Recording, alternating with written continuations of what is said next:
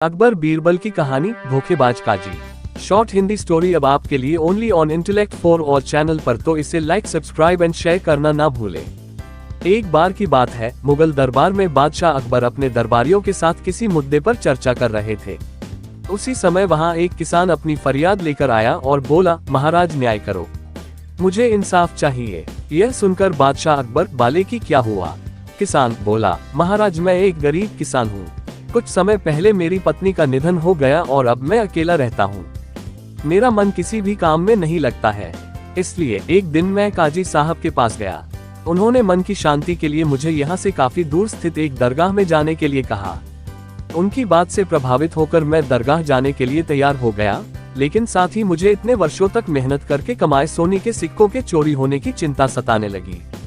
जब मैंने यह बात काजी साहब को बताई तो उन्होंने कहा कि वह सोने के सिक्कों की सुरक्षा करेंगे और उसके वापस आने पर लौटा देंगे।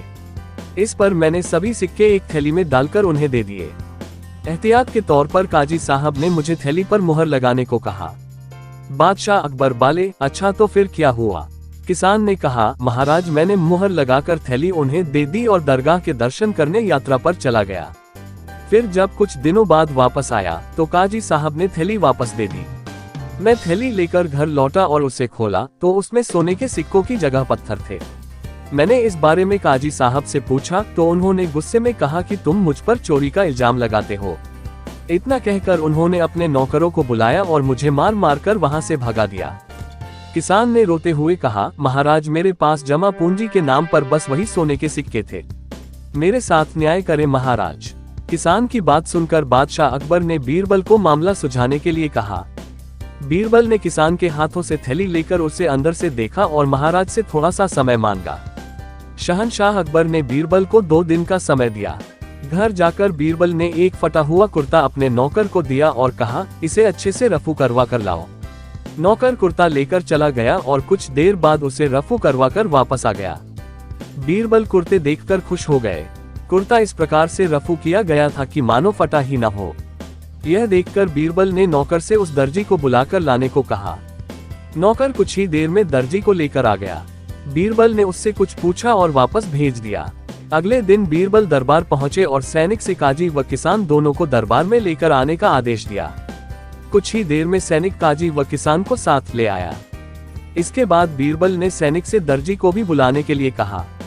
यह सुनते ही काजी के होश उड़ गए। दर्जी के आते ही बीरबल ने उससे पूछा, क्या काजी ने तुम्हें कुछ सिलने के लिए दिया था? तब दर्जी ने कहा, कुछ महीने पहले मैंने इनकी सिक्कों वाली थैली को सिया था।